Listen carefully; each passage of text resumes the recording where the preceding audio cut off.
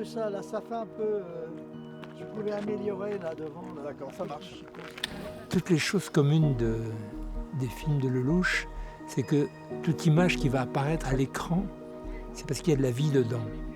C'est ça que Lelouch recherche, hein, c'est-à-dire quelque chose de rare et d'introuvable. À chaque fois qu'il vient nous voir, c'est revigorant, plein d'énergie, une énorme transmission de savoir et d'expérience. On le voit en action, qu'importe le poste. Sa générosité avec nous, je pense que c'est un peu comme son amour pour le cinéma. J'ai trouvé avec le cinéma une façon de faire partager au plus grand nombre mon amour de la vie. J'aime la vie avec tous ses défauts. Je dirais même que ses défauts sont très photogéniques et que c'est avec les défauts de la vie qu'on fait les plus beaux films. C'est pour ça qu'il nous fait tourner de façon tout à fait inattendue, c'est-à-dire qu'on a en général jamais lu le scénario. Il nous a dit vaguement de quoi il retournait. En général, on fait une énorme confiance. Dans mes films, j'ai envie qu'ils vivent le film plus qu'ils ne le tournent. Vous avez regardé avec moi? On cherche ensemble qu'est-ce qu'on doit dire dans cette scène. Puis après, il dit oui, toi tu vas dire, oui c'est ça c'est une bonne idée, tu vas dire ça. Et hop, moteur. Son moteur, annonce. 25, 1 sur 3, première. Action. Et là, il y a une souplesse que j'ai rarement vue. Les 3 camions de matériel ne sont pas là. Et Lelouch est de nouveau derrière l'écran, quoi. Je ne conçois pas un metteur en scène qui ne soit pas caméraman. Je veux dire que je ne conçois pas un peintre qui ne tienne pas son pinceau. J'ai construit mon cinéma sur un homme qui est derrière la caméra, qui regarde ce qui se passe à travers un objectif. Et c'est vrai que d'année en année, de caméra en caméra, je m'aperçois que le portable, aujourd'hui, est la caméra idéale. Cette caméra, j'en ai rêvé toute ma vie et je vais avoir beaucoup de mal maintenant à retenir aux anciennes caméras qui sont, à mon avis, complètement démodées par rapport à la liberté et à la souplesse qu'offre l'iPhone. Ça marche très bien. On la refait. Ces ateliers du cinéma viennent du petit garçon que j'étais et qui n'a pas réussi à trouver une école de cinéma. Et aujourd'hui, on le voit bien, il y a 7 milliards de gens avec leur portable qui filment. C'est vrai qu'il y a des gens qui filment un peu mieux que d'autres et c'est ceux-là que j'ai envie d'aider. Voilà, donc il y a des passionnés de cinéma qui sont dans la rue, un peu partout, qui n'ont pas d'argent, qui n'ont pas fait d'études et qui sont peut-être les grands metteurs en scène de demain.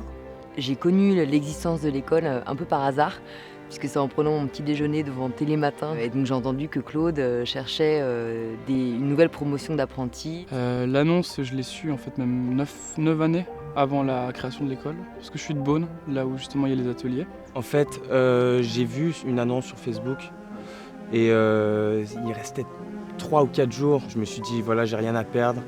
J'avais pas envie d'aller à l'université. Nous avons 13 apprentis. L'idée étant quand même de les faire tous travailler en même temps sur un long métrage. Ça fait quand même beaucoup de compétences à acquérir en peu de temps.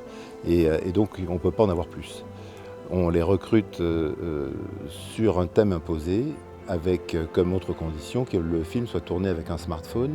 Le principe étant d'essayer d'avoir autant que possible un résultat égalitaire au niveau des moyens. Il a voulu mettre tout le monde sur un pied d'égalité et pas sélectionner en fonction de l'argent ou des avantages des uns et des autres. Et je pense qu'il a dû se baser sur l'originalité et les personnalités des apprentis en devenir. C'est un lieu incroyable, magique, où on est libre pour écrire, pour travailler. Et on a Claude Lelouch qui nous enseigne sa façon de réaliser.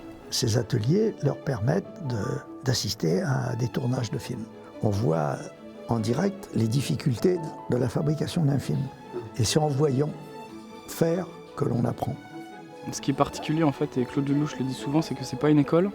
On est apprenti, on se positionne en tant que technicien du cinéma très rapidement. C'est vrai qu'à assister les chefs de poste, c'est intéressant de voir comment tout le monde travaille, vraiment cette ambiance d'être sur un tournage de A à Z. Ils peuvent accéder à tous les grands moments de la fabrication d'un film et s'ils ont la synthèse nécessaire pour faire ce métier, très vite, ils deviennent metteurs en scène. Moi, je pense que c'est vraiment comme un atelier de peinture. On a tout, on a la liberté, on a l'espace.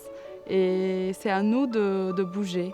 C'est magique parce que Claude nous donne cette liberté et il nous inspire avec toute l'expérience qu'il a. Et il avait envie de donner un coup de boost à la jeunesse, à la relève du cinéma. Moi, je pense qu'il pourra apprendre ça, c'est vraiment la meilleure façon. Mais c'est vrai que là, sur 2 premières sessions qu'on a eues, on a déjà repéré 5-6 metteurs en scène qui, à mon avis, à un moment donné, vont faire leur entrée sur les grands écrans.